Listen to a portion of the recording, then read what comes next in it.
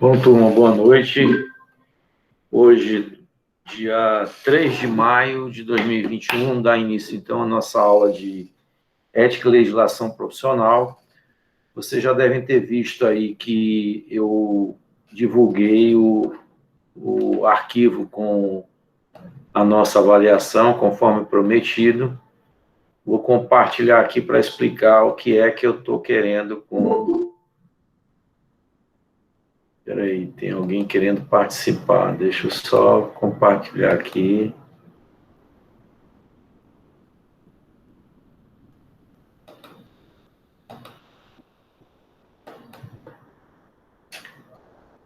Está compartilhado aí, pessoal, a tela?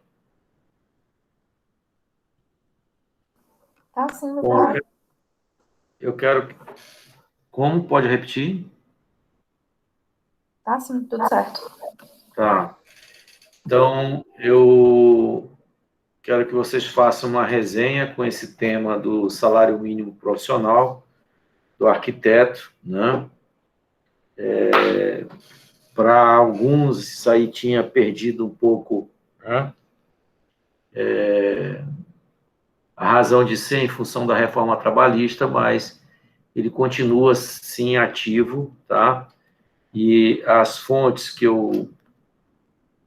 de pesquisa que eu sugeriria para vocês fazerem esse trabalho, procurem lá o site do CAL, né?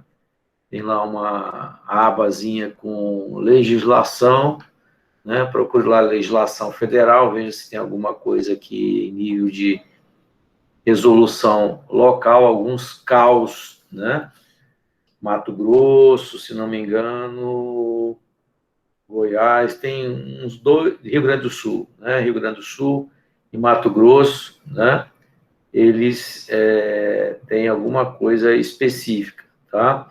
Mas nós temos uma lei federal antiga, ainda da década de 60, né?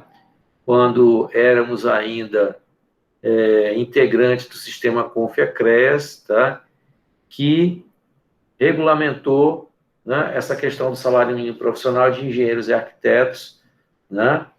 E a própria Constituição.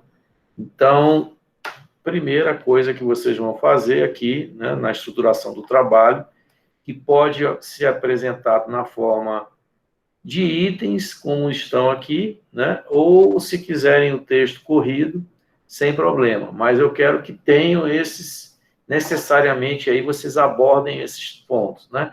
Introdução, o que é esse trabalho?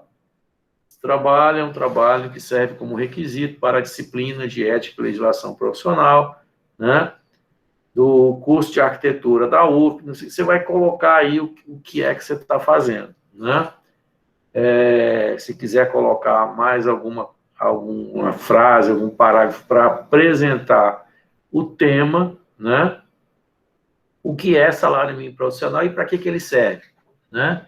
Qual é o objetivo de você estabelecer, por exemplo, um piso mínimo, né, de pagamento de salário mínimo profissional? Já pensou se não tivesse, né? Então, cada um, né, pagava o que queria, então tem ali um piso mínimo, né? Fundamento legal, né? Em que se baseia, né, a obrigatoriedade de se pagar um piso ou um salário mínimo profissional. É a lei tal, né, o seu artigo tal, ou um dispositivo constitucional. Vocês vão buscar na legislação, né, o que é que serve de base para que se obrigue ao pagamento, né, do salário mínimo profissional, né?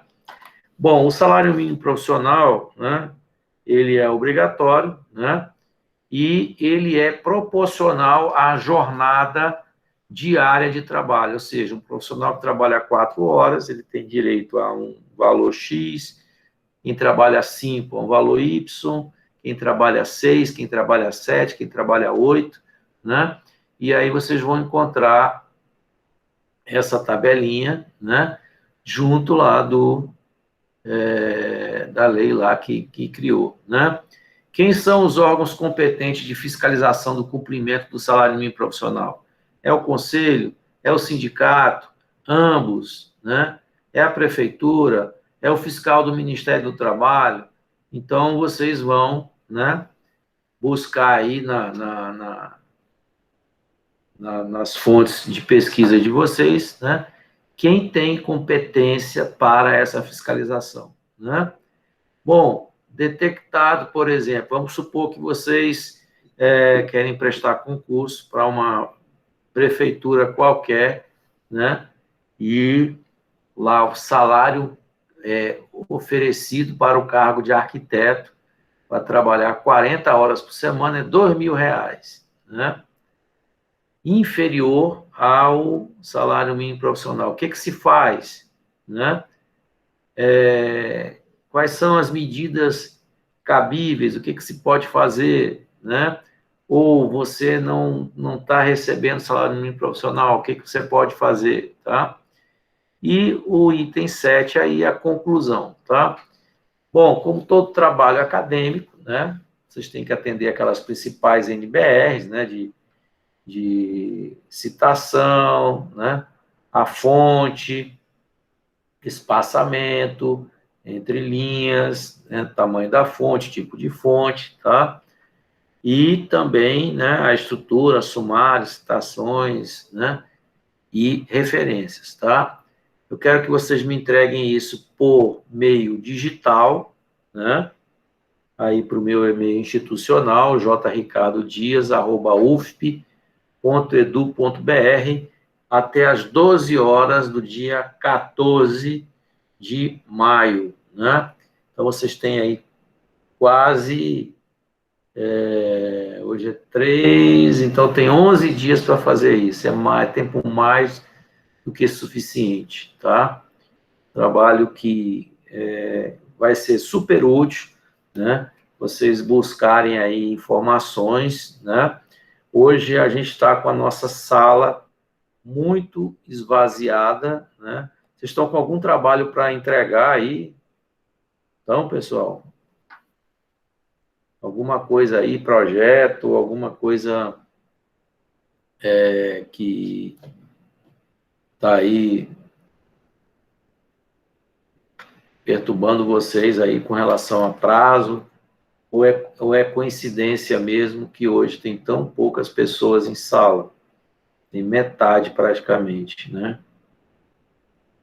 Deixa eu ver o que responderam aí. A prova é exatamente nesse horário agora, né? Beleza. Bom, então, agora vamos continuar, né? Aquele assunto que nós começamos na aula passada, que dizia respeito a formas legais de atuação dos arquitetos, né? Eu simplesmente dei uma atualizada, né, naquilo que a gente havia falado, né? Nós falamos praticamente da forma do autônomo, né? E a gente citava aí, dependendo da fase, né, da profissão em que vocês estejam, né? Vocês vão atuar de alguma das formas possíveis, né, como autônomo, como empresa, como cooperativa ou como ONG, né, que é o que a gente vai tratar hoje, né? Falávamos também na aula passada, né, que cada uma dessas formas de atuação, ela tem, né, as suas exigências específicas, né?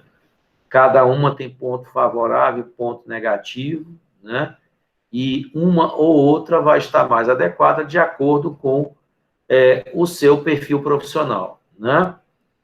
Bom, só rememorando, né, o que nós falamos na aula passada,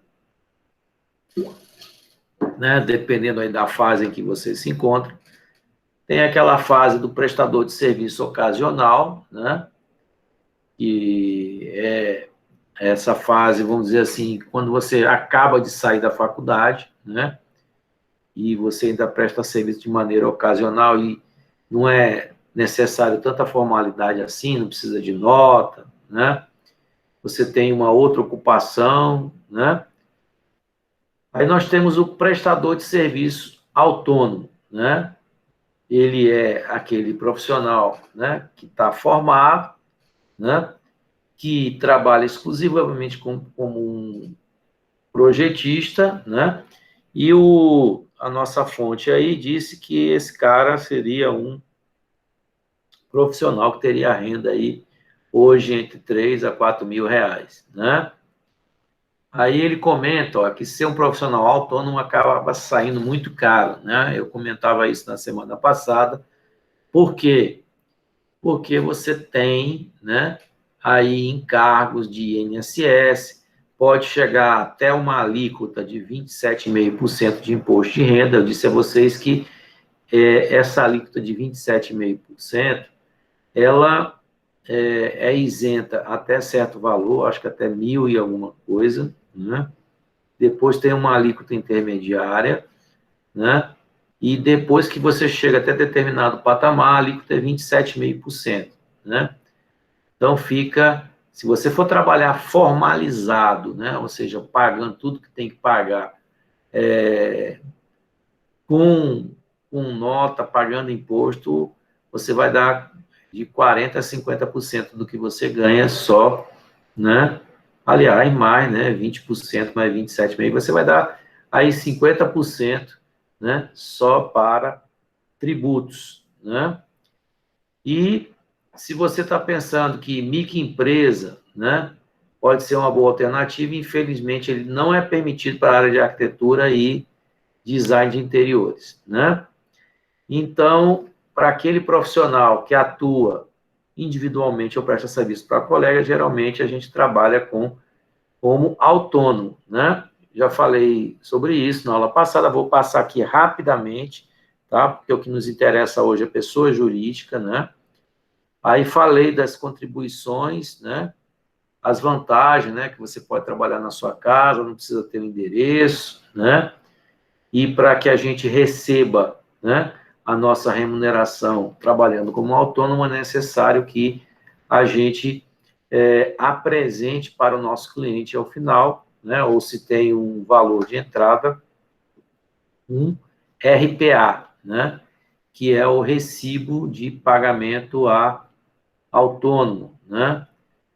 No caso, estabelecer como autônomo, né, você deve ser registrado na prefeitura e precisa ter o seu registro no CAL, né? Não existe limite, né, mínimo nem máximo para trabalhar como autônomo, pode ter empregado, né, mas tem que respeitar todas as normas, né? E o cálculo do imposto de renda a pagar, né, aquele que pode chegar até 27,5%, ele vai ser calculado em cima daquilo que é considerado lucro, tá? Só que para eu fazer qualquer tipo de dedução, é necessário que eu registre um livro caixa, né?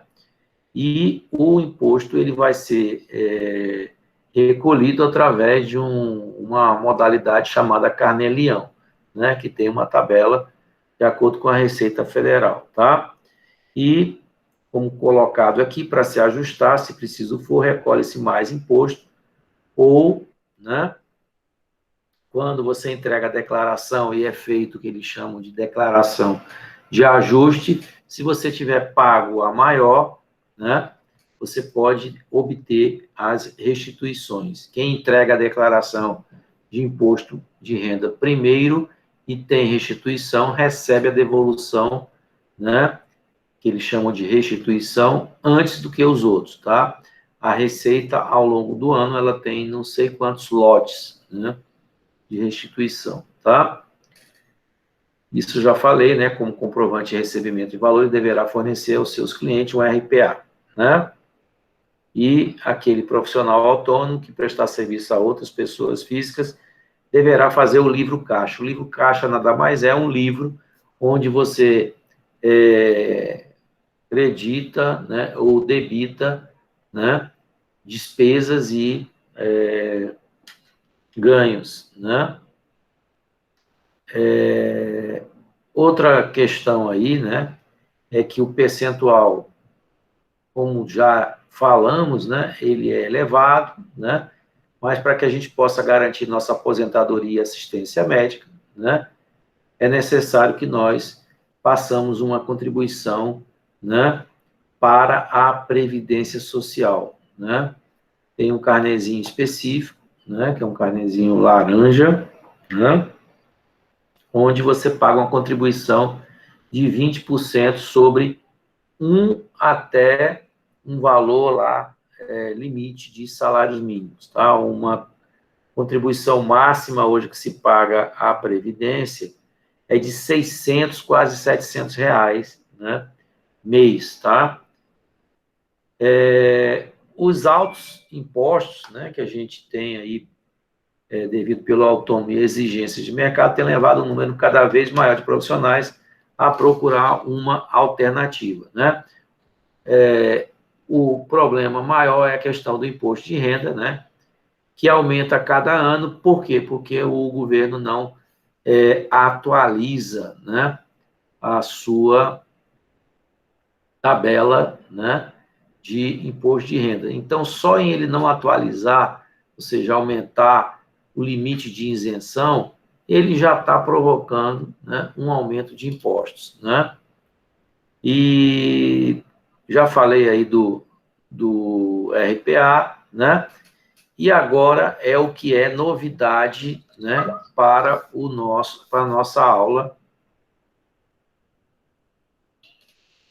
que é então, né, esse prestador de serviço, né, que é o profissional formalizado, tá? Então agora eu vou diminuir mais o ritmo, tá? E a gente vai ter aí né, uma aula mais explicada, tá?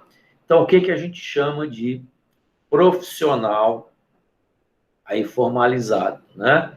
São aqueles arquitetos, né, que já estão estabelecidos, né, que têm uma carteira de clientes que justifica, né, você ter um endereço, né, você já tem ali um faturamento, né,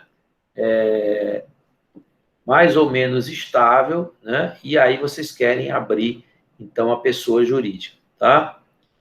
E ele coloca aqui, ó, uma vez que você decide se formalizar e ter uma empresa de verdade, tá? Primeira coisa que você tem que fazer é escolher qual é o tipo de empresa que você vai abrir, né? O formato jurídico, que eu vou explicar já já o que é isso, o porte e escolher o regime tributário, né? Aí vocês me falam, professor, como é que eu vou saber esse monte de coisa, né? Bom, profissionais que seriam bons, né, para nos assessorar, né, nessa abertura dessa empresa, seria um contador, né, ou um advogado que milite nessa área, tá? Vou ter que descompartilhar aqui, porque o meu não, qualquer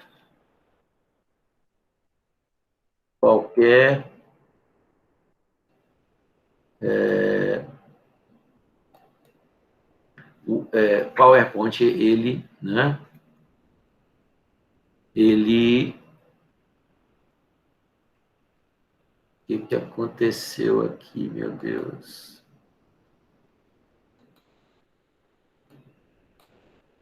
Peraí, ele inverteu a ordem aqui de alguma coisa.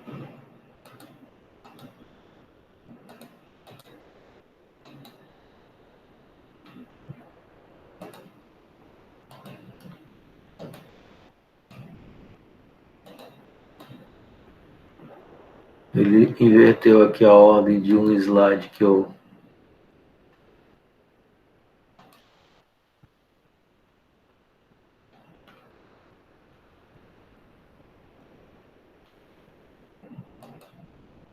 Está em fases.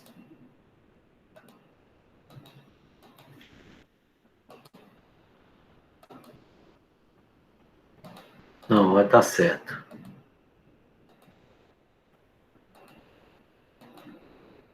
Bom, então, eu estava bem aqui no formalizado, né? Bom, primeira coisa que a gente tem que... Deixa eu botar aqui do slide atual.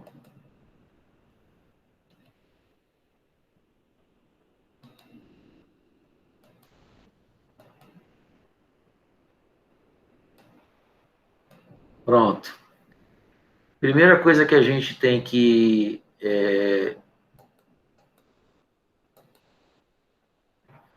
Pessoal, vocês estão... falem mesmo, não escrevam não. Você está compartilhado aí? Tem? Está compartilhado? Tá sim, professor. Pronto. Então, olha, nós temos que escolher, primeira coisa, né, quando a gente vai abrir a empresa, é o tipo de regime que vai ser cobrado o meu imposto, né? Isso pode ser feito pelo lucro presumido, né? Então, como está explicado aí, ó, como o próprio nome informa, é um regime que presume quanto de lucro o seu escritório de arquitetura terá, tá? Então, nossa profissão, ela é uma profissão regulamentada, né? Então, existe um conselho, né? E o arquiteto... Espera aí, que eu tenho que sair para poder abrir.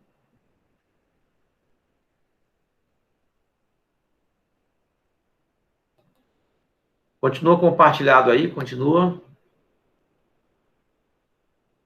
Continua, né? Bom, o lucro presumido, né? A minha empresa, por exemplo, ela trabalha dessa maneira, com lucro presumido, né? E quando eu vou calcular algum serviço, né, o imposto a pagar, eu calculo essa alíquota aí, que é a alíquota que vai compreender, né, os 5 impostos que o meu tipo de empresa paga, né?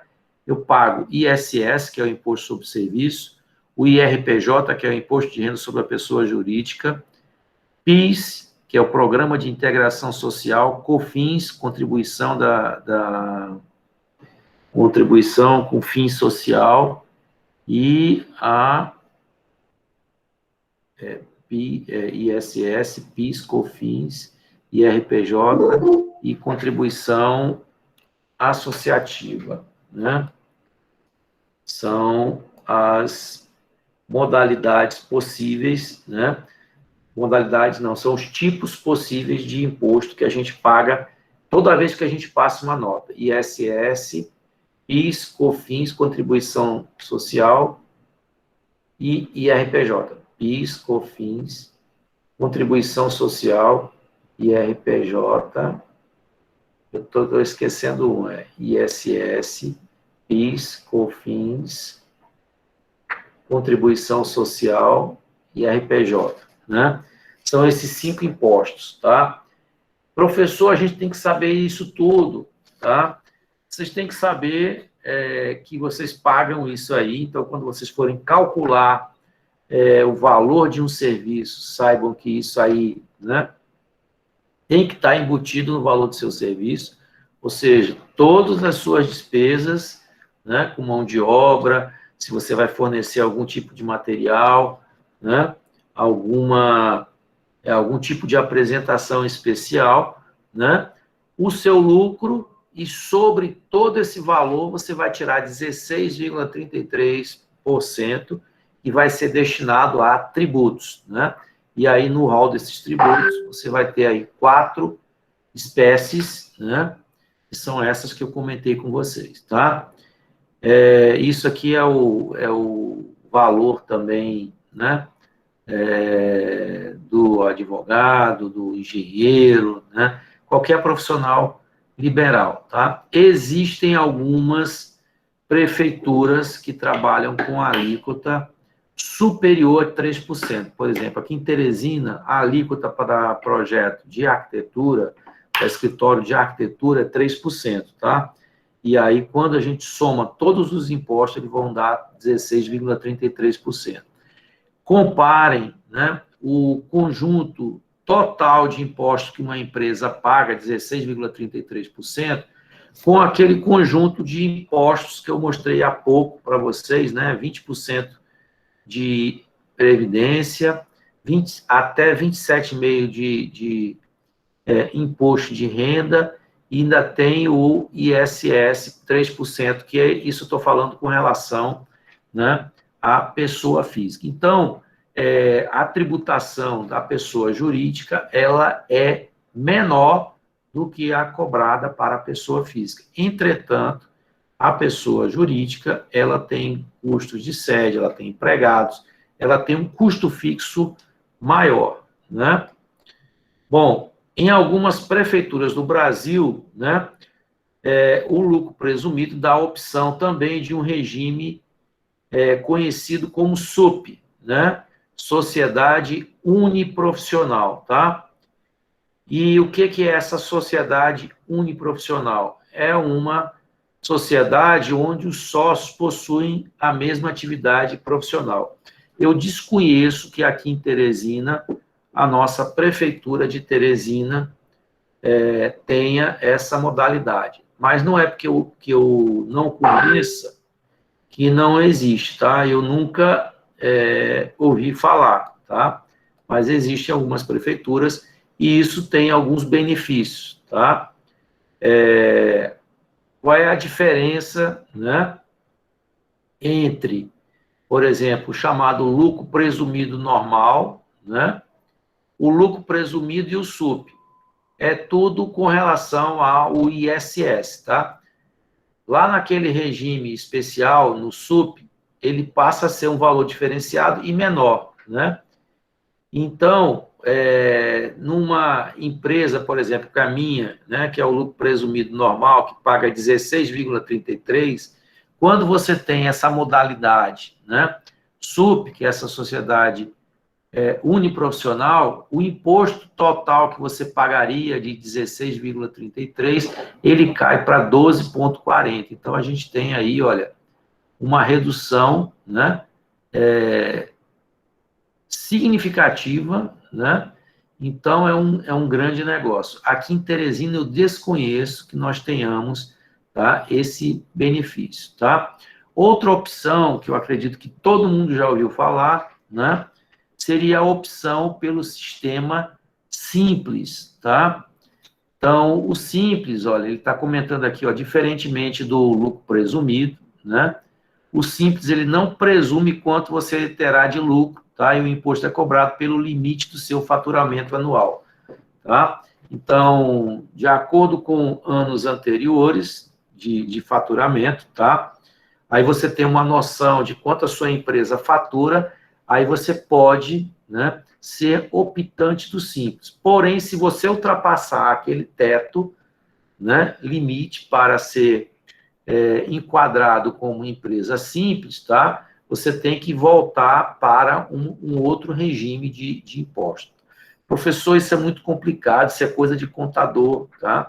É coisa de contador, mas isso aí é preponderante para você ter lucro, pessoal. Você entender como essas coisas funcionam para você ter lucro, tá? Vamos listar aí os que se referem mais propriamente ao mercado de arquitetura e design de interiores, tá? Bom, então, dentro dessa lei do Simples Nacional, né, nós temos alguns anexos dentro da lei, né, que mostram como se comportam, né, uma vez enquadrados como empresas optantes do Simples. Ó, a carga tributária a partir de 6%, né, e aí você pode, né, incluir serviços de arquitetura e serviços de desenho técnico relacionados à engenharia, né, e se você for o responsável técnico pelo projeto, você pode usar esse anexo 3, né, para tributação, né? Então, bem mais interessante, tá? Mas ele coloca aí uma exceção, ó. Se de alguma forma você terceirizar ou não for responsável direto, você terá que usar o anexo 6, né, da lei, tá? Bom, tem uma outra novidade aí, tá? Relativamente recente, né? 3 anos, né? A partir de 2018, o governo separou a arquitetura e urbanismo de engenharia, tá? Então, você tendo somente seu escritório de arquitetura, poderá usar o anexo 3, né? Como um regime de tributação, mesmo sem ser o responsável técnico, tá? Então, nós éramos no mesmo balaio de arquitetura e engenharia, né? Como, né, a nossa empresa, eu acho que na maioria dos casos aí vai ser só de arquitetura, tá? Mesmo que você terceirize o teu projeto de arquitetura, né, você pode usar, então, esses benefícios aqui, né, de tributação a partir de 6%. Isso aqui faz uma diferença tremenda, né? Temos uma outra opção, né, com a carga tributária de 4,5%, né, em caso de você ter funcionários, tá? E nesse valor de 4,5% não está incluso o valor do INSS, é só carga tributária que seria paga ao pé da nota, aquelas que você paga em função de passar uma nota fiscal, tá? E tem aí como possíveis atividades, tá? O design de interiores e atividades paisagísticas que, em algumas vezes, eles fazem parte do escopo, né, dos nossos trabalhos, tá? E aqui nós temos uma carga tributária maior, tá? Que vai até 16,93%, tá? Essa aqui, né, são serviços de arquitetura e serviços de desenho técnico relacionados à engenharia, tá? Em caso de você não ser o responsável técnico. Como a partir de 2018, né, a gente pode ou não, isso aqui, né, deixou de ser exigível, né?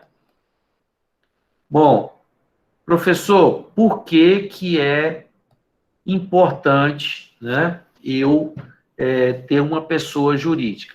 Bom, como está colocado aí, né, pode ser que para vocês não façam diferença, mas, por exemplo, se vocês quiserem começar a participar de licitações, né, se vocês querem prestar serviço, né, para outras pessoas jurídicas, tá, a modalidade a ser feita a opção é essa de empresa, tá?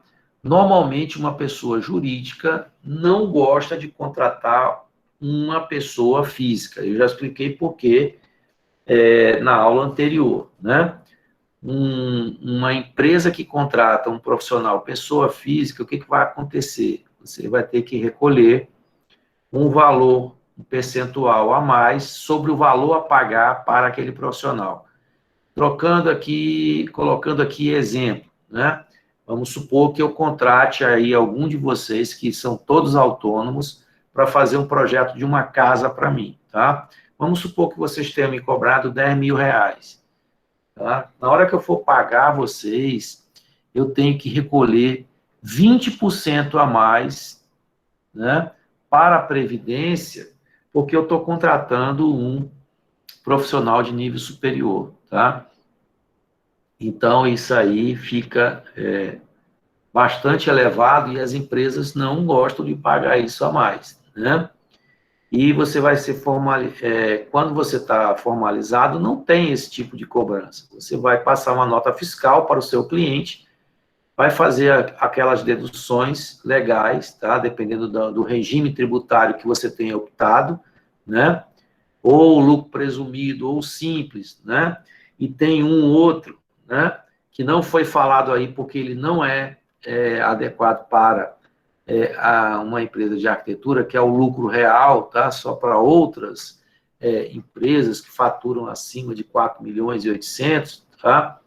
É importante que a gente, né, esteja formalizado, tá? Bom, veja aí algumas vantagens, né, que você tem quando você é pessoa jurídica, tá? Você mostra profissionalismo e maturidade, né, para o mercado em geral, né? Você organiza, né, a sua vida financeira. Por que organizar a sua vida financeira? Porque você separa o que é gasto da pessoa jurídica do que é gasto para a pessoa física. E também com relação aos recebimentos, tá? Então, é muito importante, tá? Outra coisa, você emite notas fiscais, né? E aí você evita sonegação de impostos, você evita multas, né? E uma série de outros problemas, tá? Outra questão importante que eu já havia frisado para vocês, né, há pouco, é que você vai pagar menos imposto de renda, né? Como a gente colocou aí os exemplos, né, comparativos entre o imposto de uma pessoa jurídica comparado com uma pessoa física, né?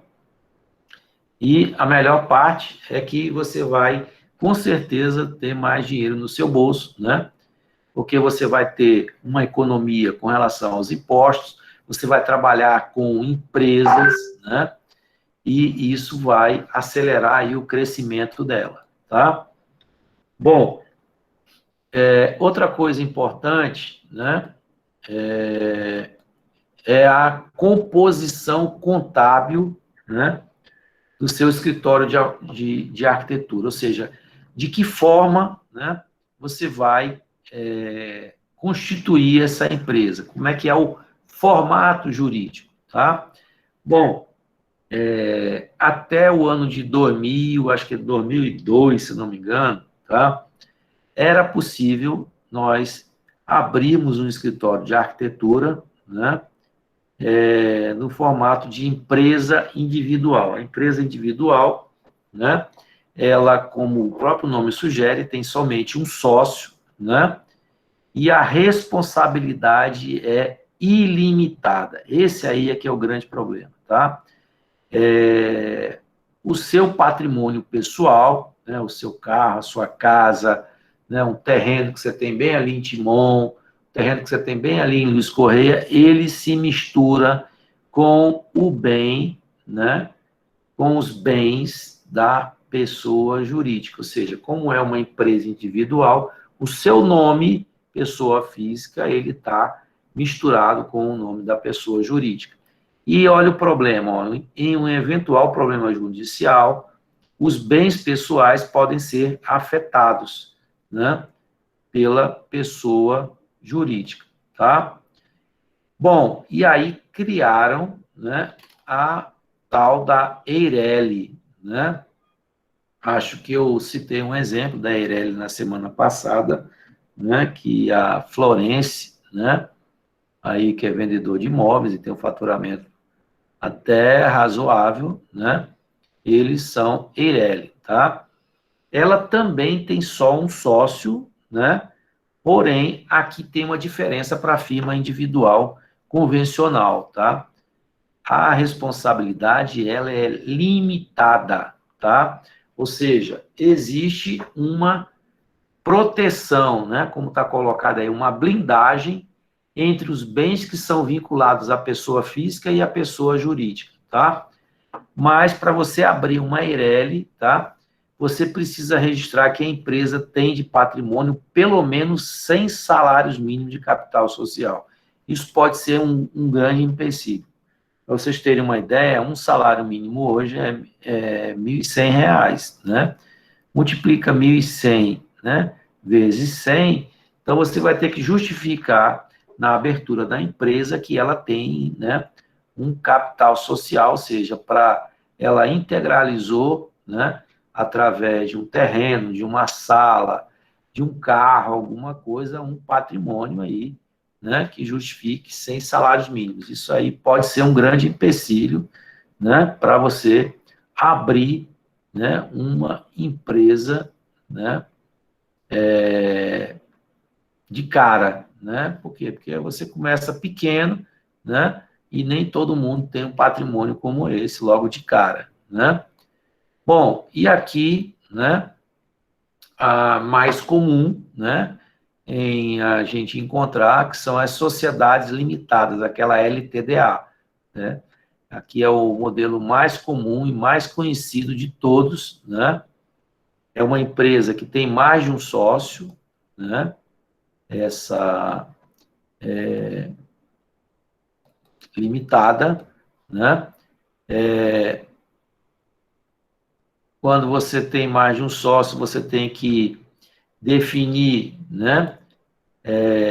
Quanto em termos percentuais cada sócio possui, tá? Uma empresa pode ter, por exemplo, dois sócios, um com 99%, o outro com 1%. Isso não descaracteriza, né, uma sociedade limitada, ou seja, a sociedade limitada ela tem que ter no mínimo dois sócios, tá? Mas não tem nem mínimo nem máximo para cada um deles, tá? Então essa aqui é uma alternativa das mais, né, interessantes, né?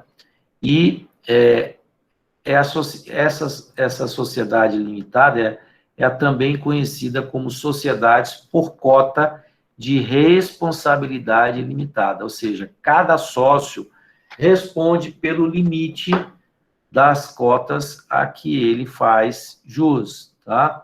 Então, se eu tenho 50% de cotas de uma empresa, o meu sócio tem 50% de cotas da minha empresa, da empresa que nós temos juntos, tá? Então, se tiver, por exemplo, uma demanda judicial, cada sócio responde, né, por apenas 50%, né, neste caso específico, né, limitados ao seu capital, tá? Então, essa é a grande diferença de uma empresa, né, de sociedade por cota de responsabilidade limitada, de uma EIRELI ou de uma firma individual, tá? Hoje não é mais possível você abrir uma empresa de arquitetura como firma individual, tá? Bom, além, né, dessas modalidades de empresa individual, EIRELI, né, e a sociedade limitada, a gente tem outras alternativas, né? Mas essas aqui são as mais comuns. Nós temos, por exemplo, uma alternativa que é bem parecida com essa, é a sociedade civil. Não sei se vocês já viram alguma empresa que no final, ao invés de ter LTDA, você tem S, né, C, tá? A sociedade civil. Praticamente a mesma coisa da sociedade limitada. Qual vai ser a diferença entre a sociedade limitada e a sociedade civil? A sociedade limitada arquiva os seus estatutos na junta comercial.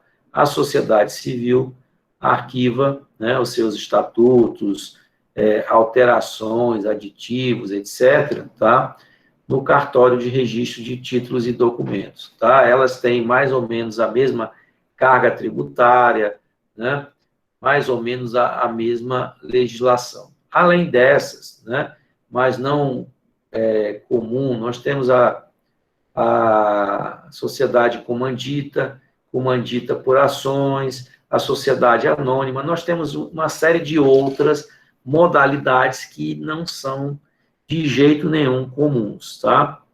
Bom, além dessa modalidade de empresa, nós temos também que fazer o enquadramento dela, né?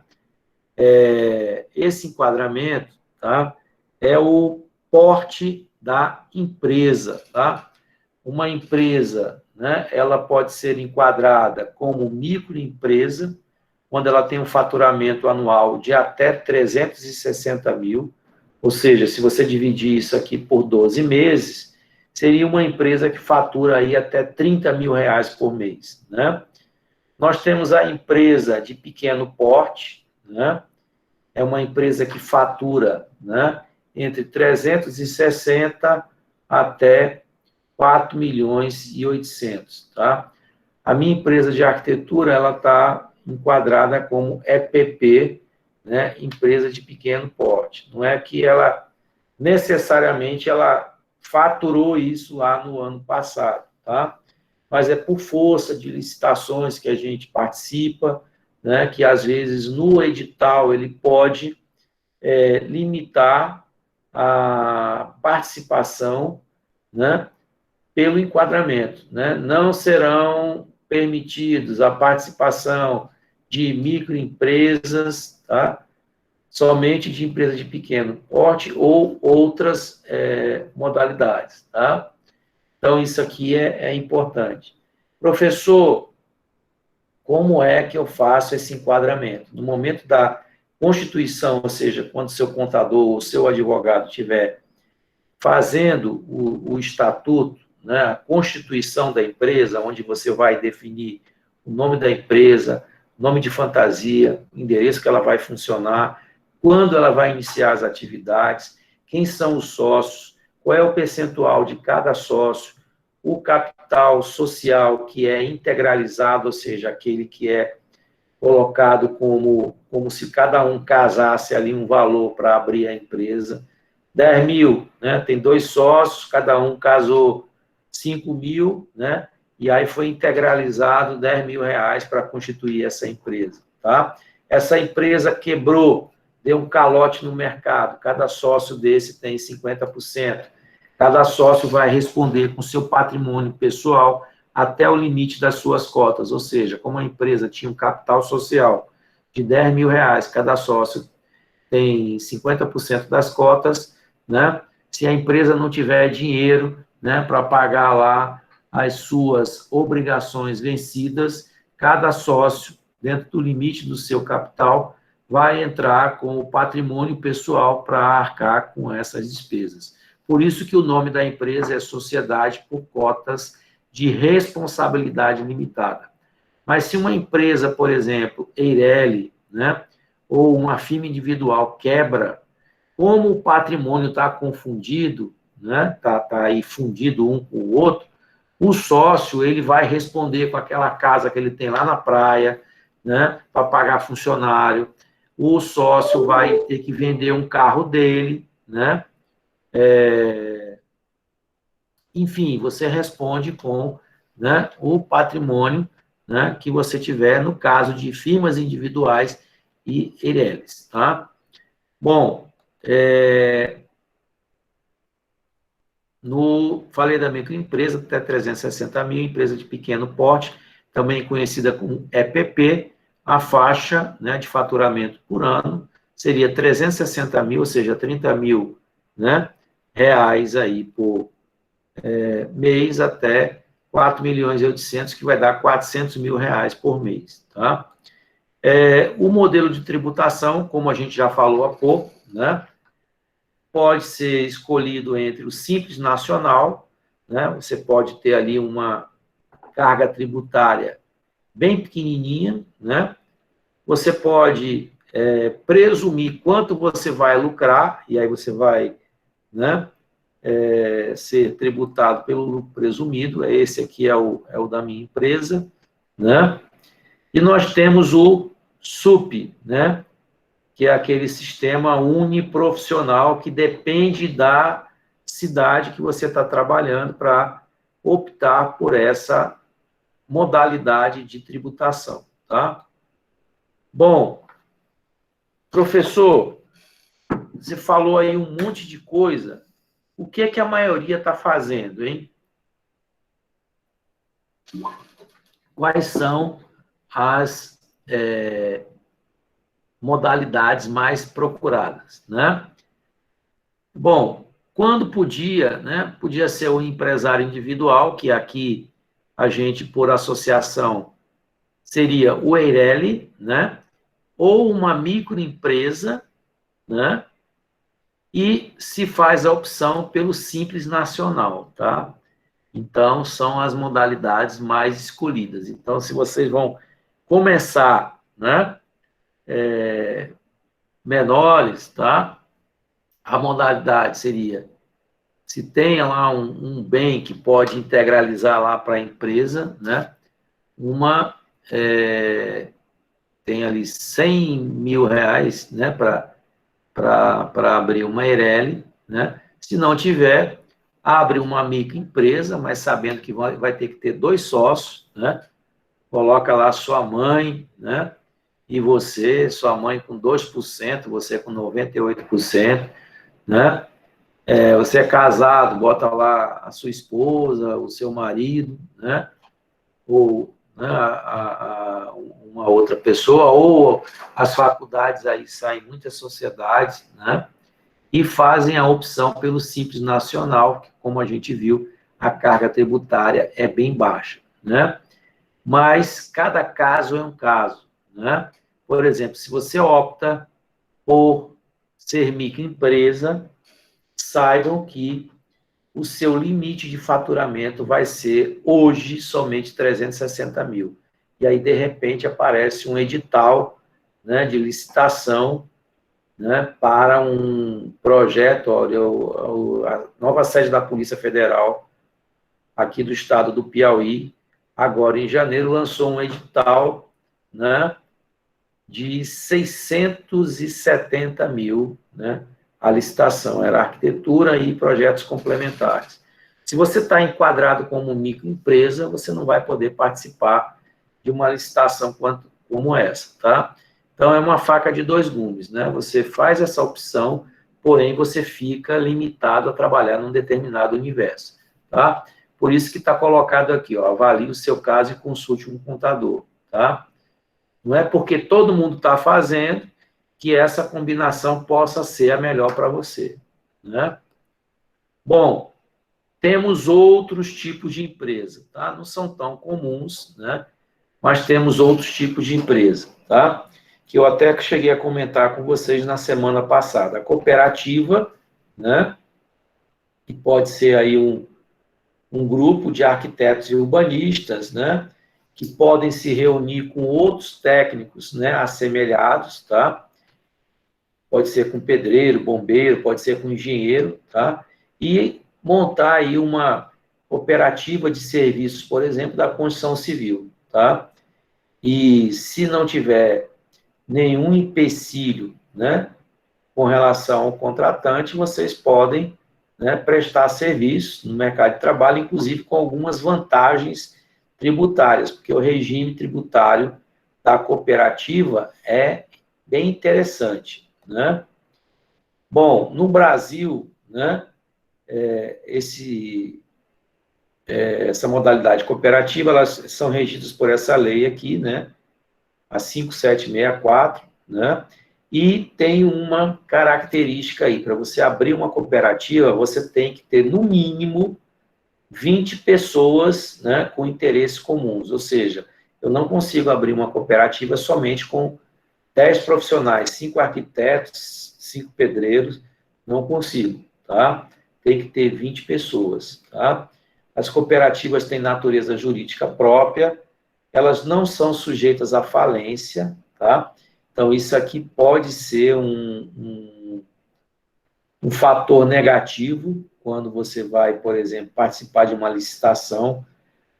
Por isso, as empresas públicas, né, que fazem licitação, elas excluem do edital a possibilidade de participação da cooperativa. Por quê? Porque você não tem uma responsabilidade, né, limitada, tá? Então, eles excluem essa modalidade, né? Bom, o cooperativismo, né, ele é bastante antigo, isso começou no século XIX, tá? E tem aí como princípios, né, adesão voluntária. Então, ninguém pode ser coagido a participar de uma cooperativa, tá? Cada membro, ele equivale a um voto, tá? Existe participação econômica dos membros, né? Existe também autonomia e independência, né? Educação, formação e informação, para poder participar, né? Tem que haver intercooperação, né? E interesse pela comunidade em possuir essa cooperativa, né? Bom, na cooperativa, né, o que a gente pode fazer em cooperativa? A gente pode adquirir equipamentos, tecnologia, recursos humanos, matérias, né, matérias-primas, né, e as demais condições necessárias para concorrer no mercado, né. Bom, aqui em Teresina nós temos algumas cooperativas que são conhecidas de vocês, né. Por exemplo, temos cooperativas de táxi, né, acho que era Ligue Táxi, né? Então eu sou dono de um carro, né? Eu quero trabalhar numa rede, tá? Hoje com Uber 99, aquele outro lá, Capsify, né? Sei lá como é o nomezinho, é um nomezinho assim parecido com esse Cabify, né? Acho que é Cabify. O que acontece? Antigamente, quando não tinha esses motoristas de aplicativo, eu tinha um táxi, né?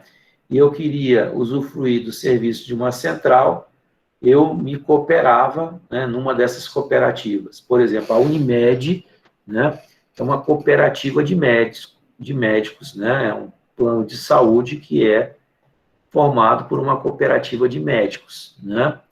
Então, isso existe também para prestar serviço, né, de arquitetura, quer dizer, isto é uma possibilidade para vocês prestarem serviço de arquitetura, né? Então, a cooperativa tem vantagens, né? Como eu disse, carga tributária ela é menor, né?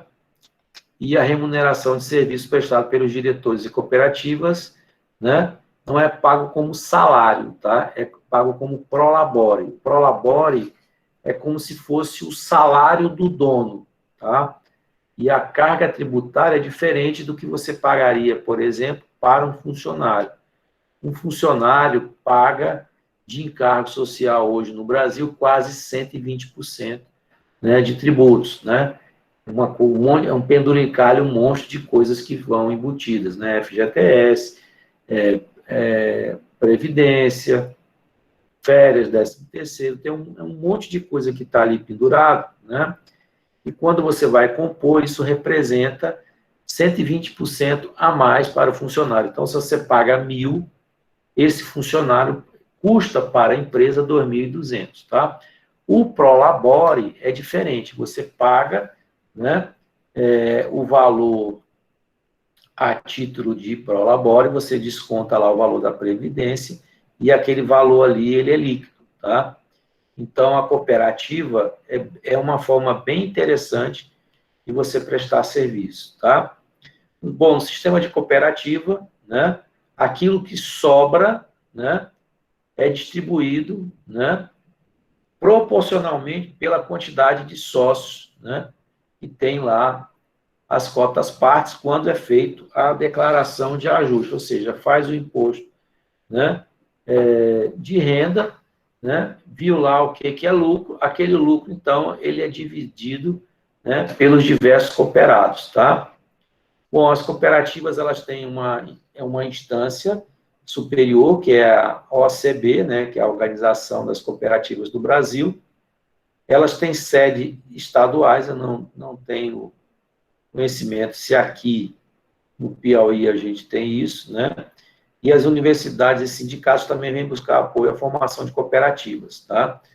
Lá na UFP, né? Quer dizer, na UFP, nós estamos na UFP, né? Eles têm uma cooperativa, né? Que é possível, por exemplo, um professor prestar serviço para uma outra instituição através né, da entidade, tá?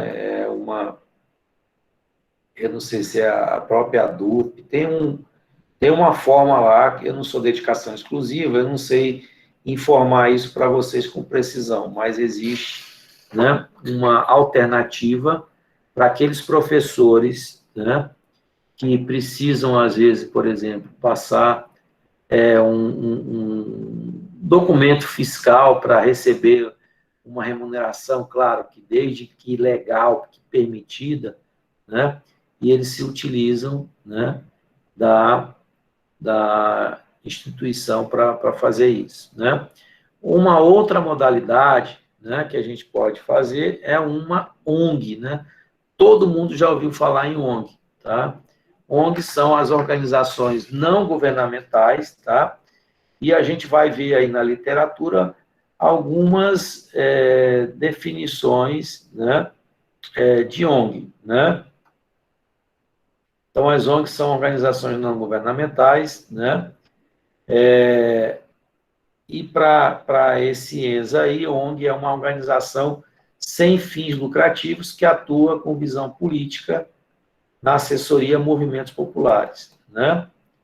Mas existem outros, né, outras definições, né? Então, olha, tem essa outra aqui, né, que ONGs seriam instituições com propósitos políticos e sociais que vivem para prestar serviços a instituições privadas e públicas, né, principalmente para a pública, né, nas áreas sociais, ambiental e cultural, né? No nosso meio, né, a gente tem visto também, não aqui na nossa região, mas Rio e São Paulo, o pessoal tem feito ONGs, né, para prestar serviços junto às comunidades, né, de baixa renda, tá, na área de política habitacional, ambiental e cultural, né? Eu já vi alguma coisa lá no Rio, né? Nessa área de favelas e loteamentos irregulares, né? Está repetido. Não. Bom, e temos uma outra definição, né, de ONG, tá? Essa aqui feita pelas organizações internacionais. Lá para as organizações internacionais, ONG seria qualquer organização de caráter social e que não está vinculada às estruturas governamentais, ou seja, é uma maneira, vamos dizer assim, mais simples de definir o que é ONG, tá? Então, ele não tem aquele formato tradicional, né, de empresa, né, e tem um objetivo mais social, não está muito preocupado com lucro e não está vinculado à estrutura governamental nenhuma, tá? Isso pode ser considerado uma ONG, tá? Então, a gente pode considerar, por exemplo, movimento popular, né, sindicato, fundações, né, as fundações, por exemplo, Fundação Bradesco, né,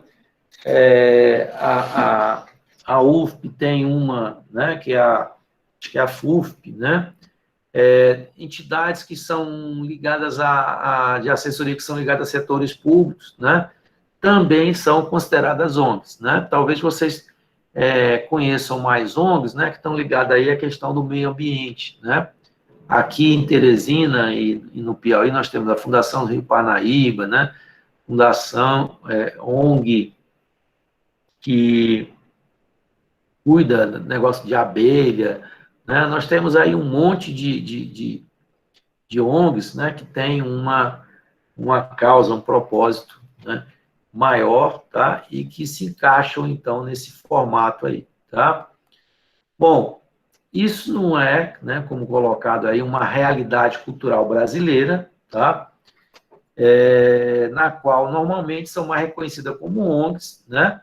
Aquelas empresas, né, ou melhor dizendo, aquelas sociedades civis, né, SC, né, sem fins lucrativos, cooperativas, institutos e fundações, tá? Essas são as mais conhecidas como ONGs, tá? Elas prestam trabalho, né? Aí elas trabalham prestando assessoria ao movimento popular, né? Na organização de mutirões, não sei se vocês já ouviram falar nessa palavra mutirão, né? Como se fosse um grupo, né?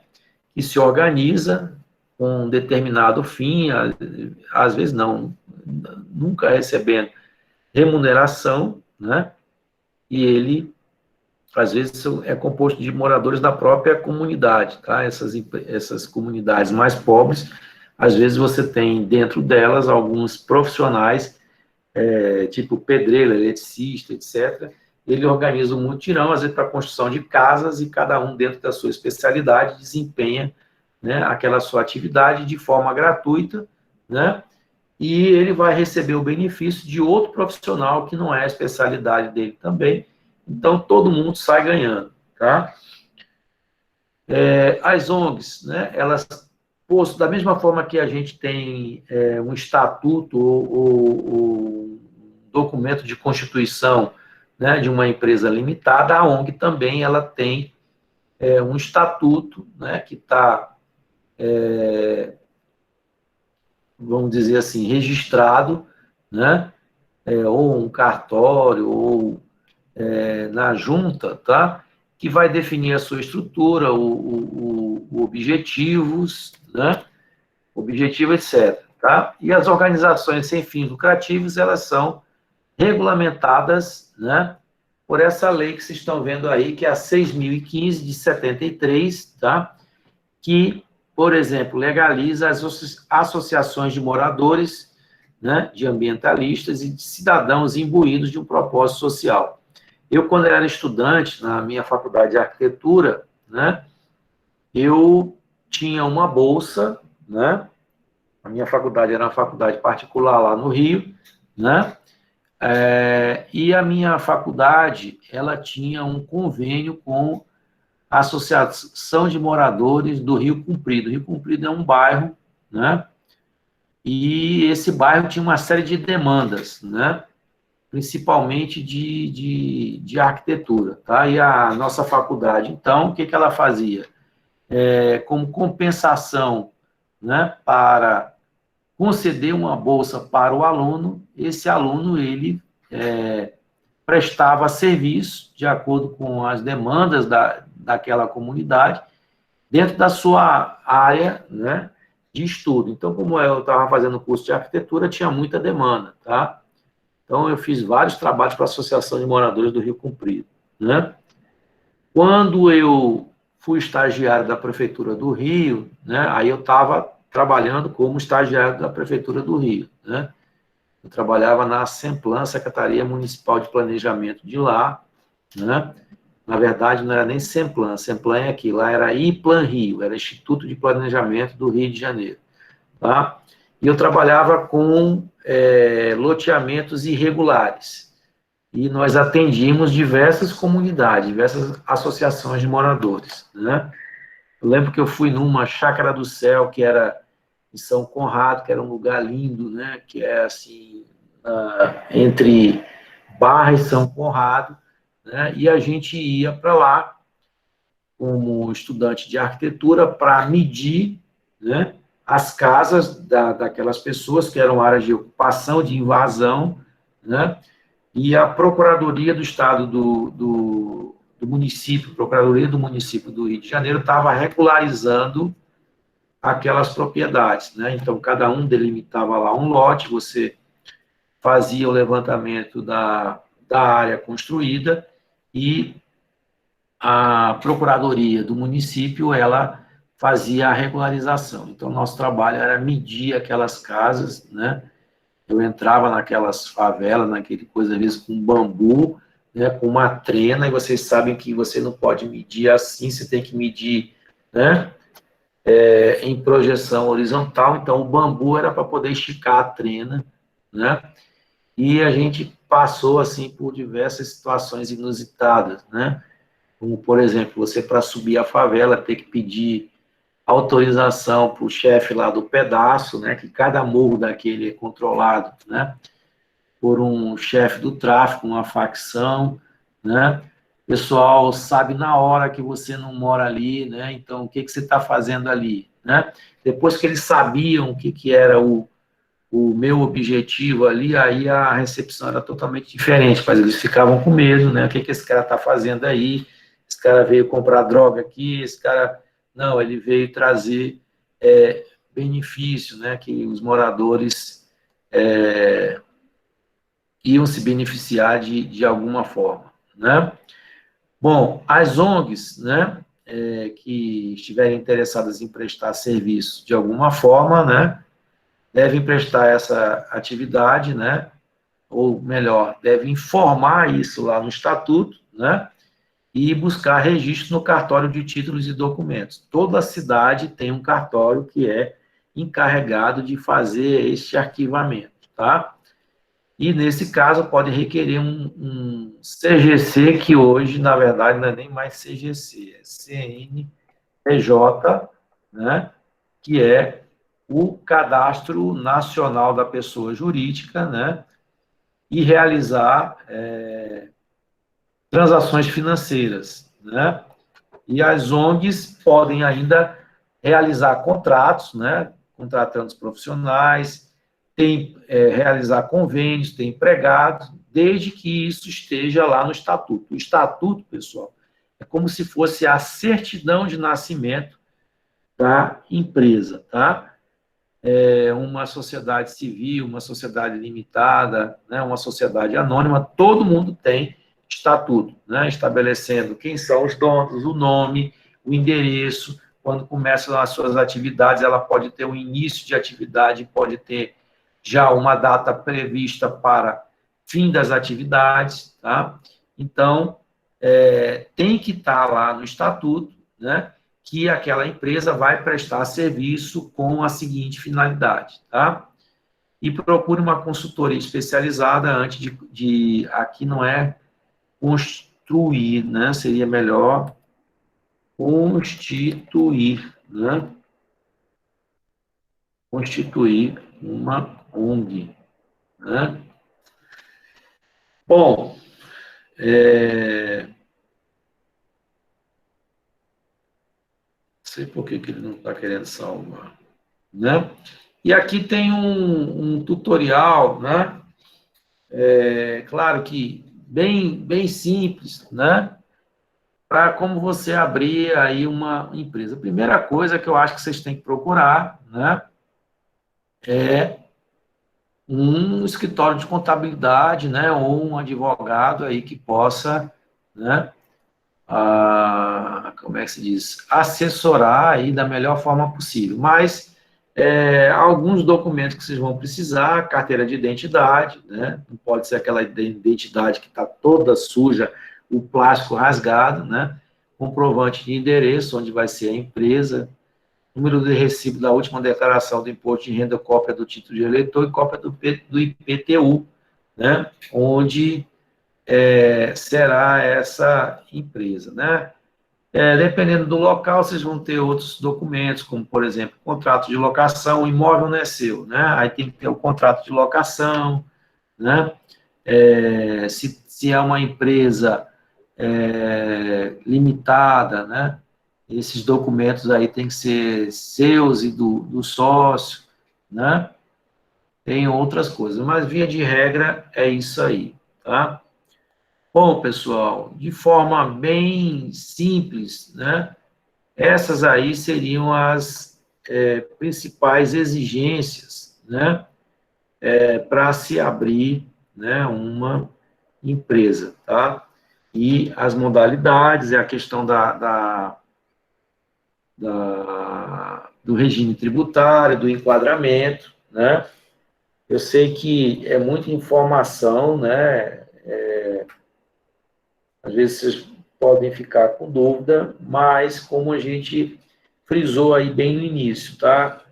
Não é interessante logo de cara, né? Até porque você não sabe como é que vai ser o perfil da sua carteira de clientes, tá?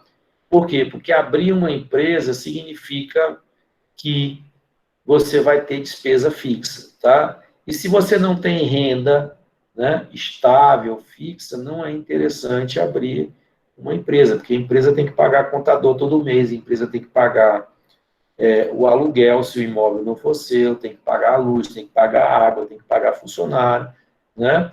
E você sendo um profissional, né, que vai trabalhar aí de forma ocasional, quando aparecer serviço, o melhor, né, é trabalhar na sua casa mesmo, tá?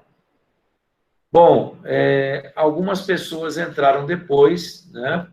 Eu já compartilhei o arquivo com vocês no grupo de WhatsApp, talvez alguns já tenham visto, né?